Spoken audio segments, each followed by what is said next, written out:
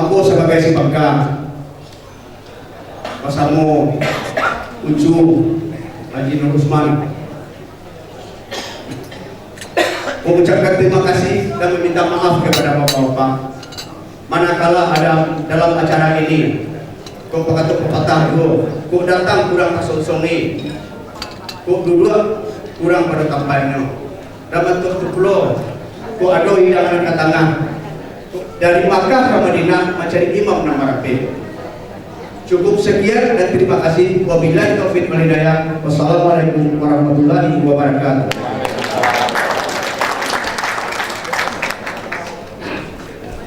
Bapak Ibu hadirin, gara-gara buku inilah Bapak Hafiz ini baru ketemu dengan Pak Nur Usman dalam 2 bulan ini. Assalamualaikum warahmatullahi wabarakatuh. Alhamdulillahilladzi arsala rasulahu bil huda wa dinil haq liyuzhirahu 'alal kulli walau karihal musyrikun.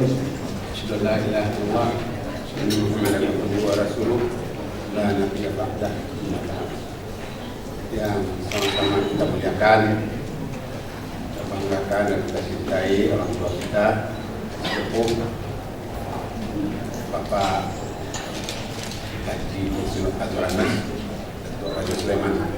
Beliau ini akhir-akhir ini sangat populer, ya. Di mana ada berada orang Minang, beliau ada di sana. Ini.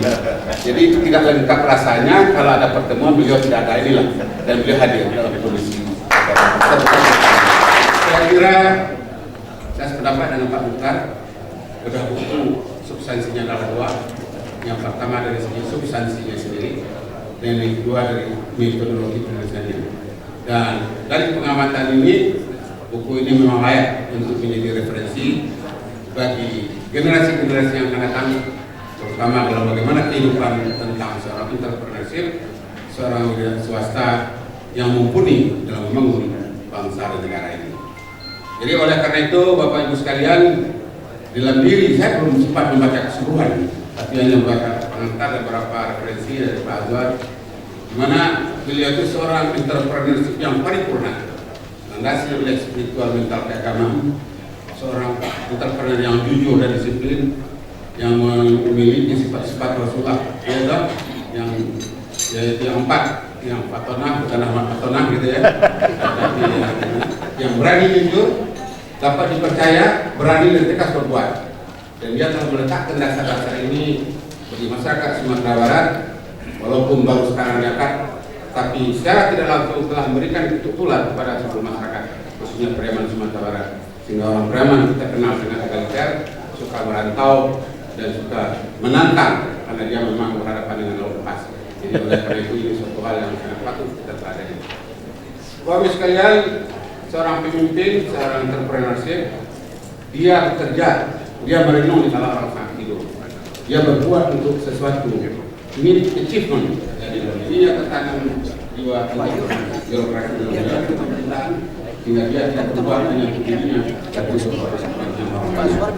Bapak Ibu sekalian, itu saya kira bahwa Pak semua sudah dapat buku ini, dan saya bukan membedah buku, tapi ingin menyampaikan beberapa hal atas nama Polisi Muhammad Saleh, Ketua Peribahasa, merupakan pribadi yang pantas menjadi teladan bagi semua orang, dan ini kesepakatan sebagai referensi.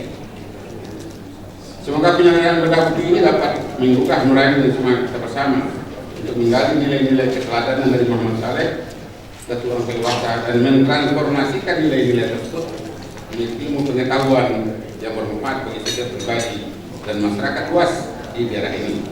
Hadirin yang berbahagia, Muhammad Saleh Ketua Peribahasa adalah orang yang cerdik dan penuh perhitungan dalam menghadapi berbagai masalah. Ini terlihat dia seorang yang bijak. Dia berdagang dengan Belanda waktu itu ya, dengan seorang Pantar Barat.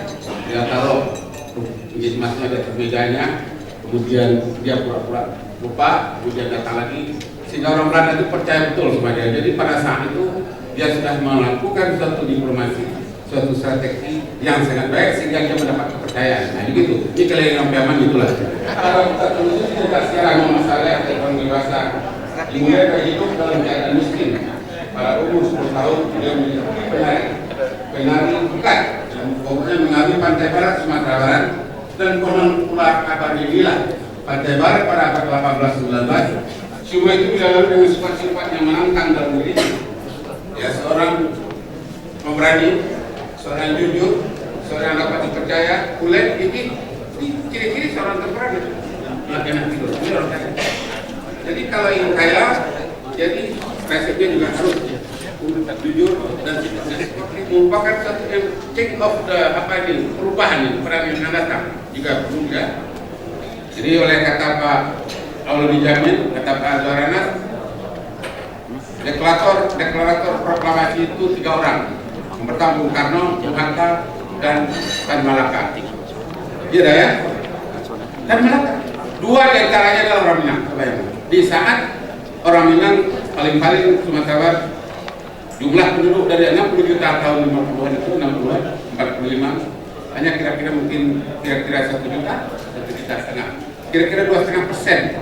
Tapi telah bisa menguasai Indonesia sampai 90%. Nah inilah support. Kita berikan tepuk tangan untuk para masyarakat sebagai guru yang perlu ditiru oleh generasi muda Minang masa kini dalam berusaha dan untuk masa yang datang. Produktivitas beliau dalam berusaha telah menempatkan Muhammad Saleh Datuk Umar Dewasa sebagai seorang manusia multidimensi. Karena banyaknya pengalaman yang beliau yang perlu kita gali dari bedah kali ini. Fakta sejarah telah mencatat bahwa Muhammad Saleh Datuk Umar Dewasa merupakan salah seorang entrepreneur yang sangat produktif. Walaupun beliau bukan seorang sarjana dengan pendidikan formal yang tinggi. Ini juga dikatakan oleh McMillan bahwa pendidikan formal itu hanya menguasai keberhasilan hanya 50%. 80% adalah berdasarkan komunikasi dan relasi, networking. Ya, jadi oleh karena itu yang bangga kita yang meluluskan sarjana-sarjana tapi tidak mampu berkomunikasi juga satu hal yang sangat perlu kita pertanyakan kembali. Di mana gelar kesarjanaan menjadi hal yang diagung-agungkan dan selalu diburu banyak orang dengan menggunakan berbagai cara dan hanya untuk kepentingan prestasi semata. Oleh karena itu pemerintah sekarang mendirikan akademi komunitas yang cukup hanya 2 tahun, tidak terus harus menjadi sarjana S1 S2, tetapi menjadikan tenaga-tenaga yang 70% mempunyai keterampilan. Ini juga telah diberikan fasilitas Sumatera Barat beberapa akademi komunitas ini. Kehadiran para narasumber yang memiliki kompetensi dalam menggali sisi kehidupan Muhammad Saleh Datuk Kebebasan dalam berbagai perspektif akan menjadikan bedah buku ini menjadi sebuah ajang yang berkualitas. Mari kita bercermin dari nilai-nilai kearifan, keluasan ilmu dan kekonfidentian Muhammad Saleh. Ayahnya adalah nama Ketua Rajo yang berasal dari Aceh, jadi tidak salah Pak Fit. Jadi kita ini tidak tahu keturunannya dari mana semuanya, ya. Tetapi yang jelas dia orang Preman, bukan orang Aceh. Ya. Bukan orang Bukit Tinggi, Bukit Tinggi. Bukit Tinggi. Ya, mamanya orang Bukit yang Tinggi. ibunya karena ini kita masyarakat ibunya Bukit Tinggi, bapakku ke Preman. Preman ya. Nah, gitu. Jadi dia di Bukit Tinggi. Bukit Tinggi. Ini foto-foto Muhammad Saleh yang inspiratif perlu disandingkan dengan foto-foto Bungkus saja kira-kiranya, ya. Yang karismatik agar dagang kita juga lebih sukses di masa yang akan datang. Kalau orang Preman itu rumah makan pasti ada gambar Bungkus saja yang gitu. Kok balai kasih si mananga ikan kakap tolong kuatkan. Lawak sekete nak jadi banyak, layar tancap tolong rapatkan. Diganti jolong tay, maksudnya begitu. Jadi Bapak Ibu sekalian, itu beberapa hal yang ingin saya sampaikan dalam acara bedah buku ini. Mudah-mudahan acara ini sukses dan mempunyai dampak yang multiplier effect terhadap perkembangan dunia entrepreneur. Indonesia bisa bangun kalau entrepreneurnya 2,5%. Sekarang entrepreneursnya memang baru kecil dibandingkan dengan Singapura, ya, baru ratusan, baru 0,9%. Ya Pak, sekian. Jadi oleh karena itu perlu dikembangkan. Dan menurut guru besar saya dulu Profesor Dr. Suparman Wijaya, dia mengatakan embrio entrepreneurship wira swasta hanya ada di Minang.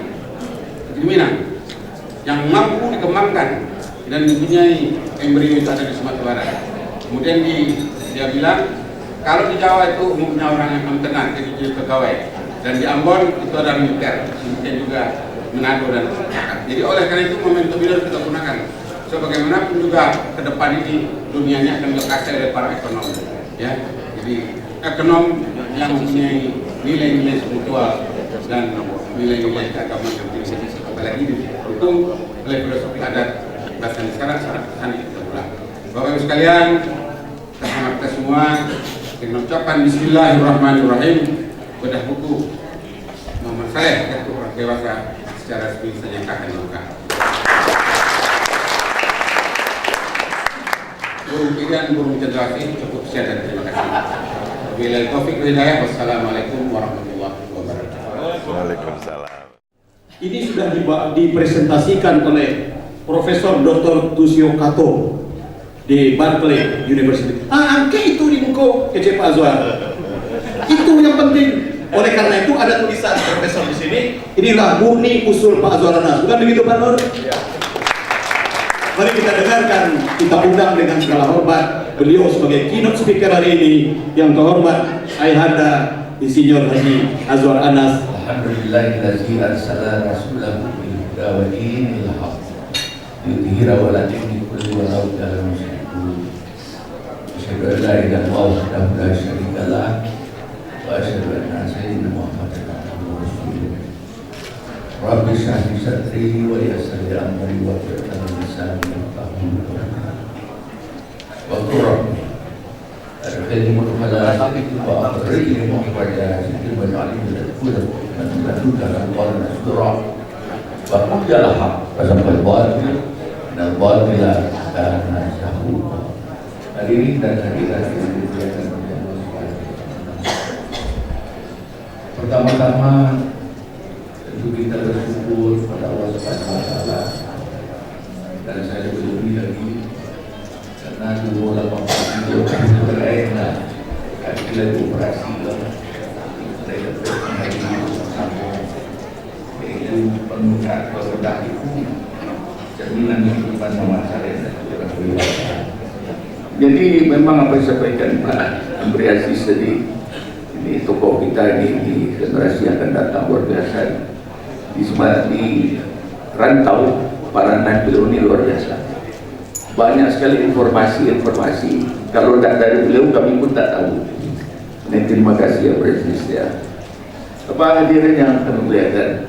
Jadi oleh karena itulah rupanya konsep yang pertama itu akhirnya dapat disempurnakan oleh beliau dan keluarga sehingga ini menjadi cermin kehidupan Muhammad Saleh Datuk Orang Dewasa. Salah satu yang mau menulis pengalamannya itulah ialah almarhum Muhammad Saleh Datuk Orang Dewasa, seorang putra Minangkabau asal Yaman, lahir tahun 2001 di desa Pasir Bali.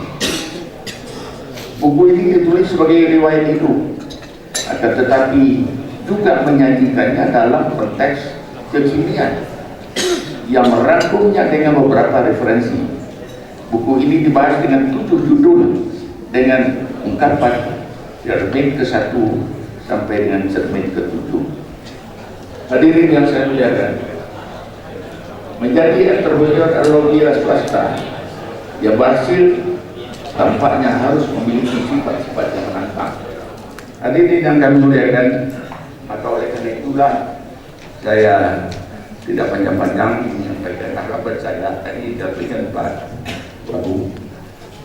Kalau dapatlah orang-orang awal, soal mendengar masuk balik bersaka akan mengembangkan buku ini. Alhamdulillah. Oleh karena ini buku ini tolong kita baca untuk anak-anak awal, untuk generasi yang akan datang. Mudah-mudahan apa yang disampaikan oleh teman saya Jenderal tadi, ayo tidak sia-sia.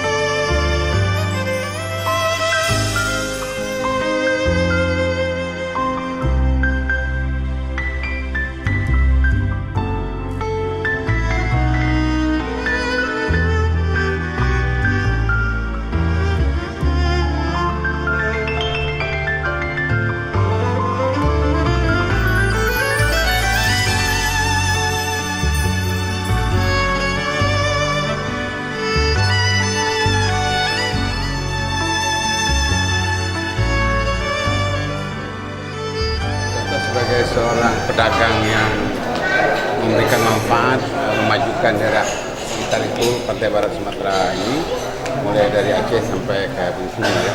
Dan dia seorang pedagang yang ulung dan dilandasi oleh jiwa spiritual mental keagamannya, kejujurannya. Ini yang kita ini. Dan sebagai seorang yang entrepreneur yang mempunyai semangat yang menyala-nyala untuk membangun masyarakat, membangun daerah, membangun keluarganya.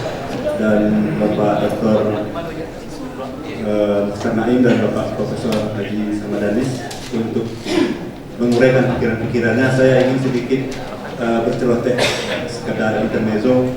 Ada tertulis cermin kehidupan Muhammad Saleh dan Quran Kayu Basa, saudagar Muslim Pariaman, Minangkabau abad 18, abad 19. Tetapi di samping buku itu ada judul berita cekcok gara-gara SMS seorang suami bunuh diri. Apakah ini juga bagian dari cermin kehidupan kita hari ini jika dibandingkan dengan buku ini? Mungkin. Assalamualaikum warahmatullahi wabarakatuh. Alhamdulillah, bersyukurlah dengan mengucap puji dan syukur kepada Allah SWT. Niat dan maksud kami terutama pertama-tama yaitu menunjukkan contoh sebagai tauladan seorang sahabat.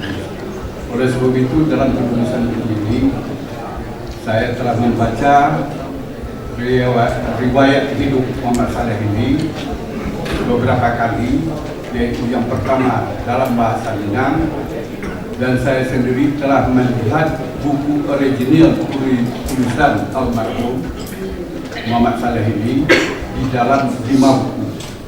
Yang pertama, saya melihat 2 buah buku ditulis dalam setebal 2 cm, yaitu dengan ukuran folio, dan itu ditulis sebanyak 2 buku. Yang menulis yaitu menceritakan seluruh riwayat hidupnya dari dia lahir, dan pertama-tama dimulainya dari cerita bapaknya ke Riau. Dan kemudian saya melihat juga satu buku yang berupa catatan agama, pelajaran agama beliau. Dan buku yang ketiga saya lihat adalah buku Serba Serbi. Buku Serba Serbi itu adalah berisi catatan-catatan apa yang terjadi selama beliau hidup. Tadi telah dikemukakan bahwa beliau lahir 1841 dan meninggal 1922 dalam usia 81 tahun. Nah, gambaran ini ditulis secara umum di dalam riwayat hidupnya. Dalam catatan dagang itu menunjukkan pekerjaan-pekerjaan entrepreneur beliau, pekerjaan-pekerjaan kewirausahaan. Jadi saya melihat orang tua ini dari segi ekonomi, pembangunan ekonomi dan masyarakat pada zaman itu. Jadi kalau kita lihat Pariaman itu pada abad ke-17 sudah ramai dan satu-satunya pelabuhan yang ada di Sumatera Barat. Karena kapal-kapal dari Gujarat, dari Hadramaut sudah singgah di Pariaman pada abad ke-17. Dan pada abad ke-17 itu Pariaman sudah merupakan, Minangkabau ini sudah merupakan bahagian dari Kesultanan Aceh. Bahkan salah satu anak dari Sultan Aceh kawin sama Raja Pagaruyung.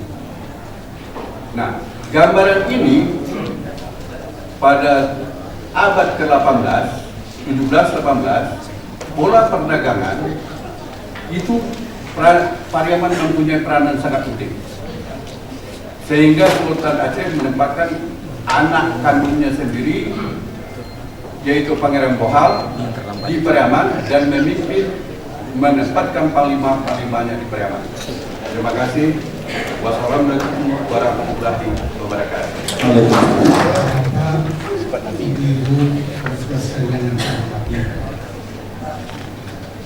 ketik nak sebut nama, gadang nak sebut nama.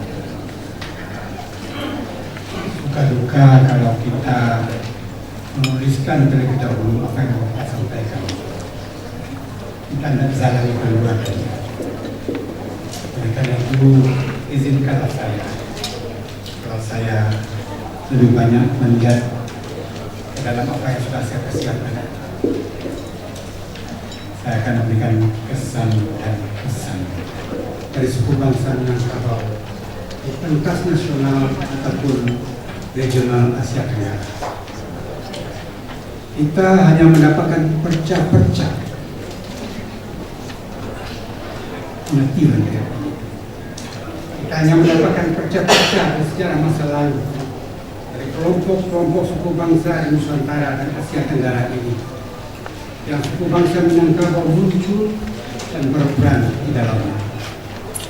Ambillah misalnya bagaimana masuknya Islam ke Sulawesi dan Sulawesi Selatan khususnya di awal abad ke-17 yang dipelopori oleh 3 orang datuk, Datuk Ri Bandang, Datuk Ri Patimang, dan Datuk Ri Dikir, yang datang dari Minangkabau via Aceh, seperti juga deretan dari kesultanan dan kerajaan-kerajaan Melayu di pesisir timur Pulau Sumatera, dari Aceh Timur sampai ke Sumsel sesudah era Pamalayu, di bawah pengaruh Pagaruyung, melalui jalur aliran sungai-sungai besar di pantai timur ataupun di bawah pengaruh Aceh di Pariaman dan kota-kota pelabuhan di pantai barat Sumatera, dari Kota Raja sampai Bengkulu, melalui jalur merantau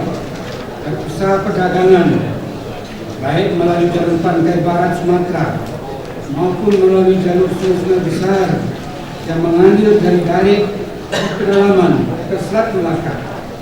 Minangkabau sesungguhnya secara geografis ataupun politis tidak terisolir, cuma saja karena faktor geografis itu Minangkabau tidak terletak di pusat perdagangan internasional. Di rantau di mana ada orang Pariaman, di sana ada Rakyat Masih. Ayah Muhammad Saleh lalu terpati kedua yang baik dari daerah Darik dan rantau, dan campuran itu yang menonjol dari sifat dan pribadinya Muhammad Saleh. Dari sisi lain, terpati pula dari diri Muhammad Saleh kombinasi harmonis dari unsur syarat dan tauhid dari Islam dan unsur adat dan budi pekerti yang kuat dari Minang, sehingga berbaurlah adat dan syarat dalam kombinasi yang harmonis, mungkin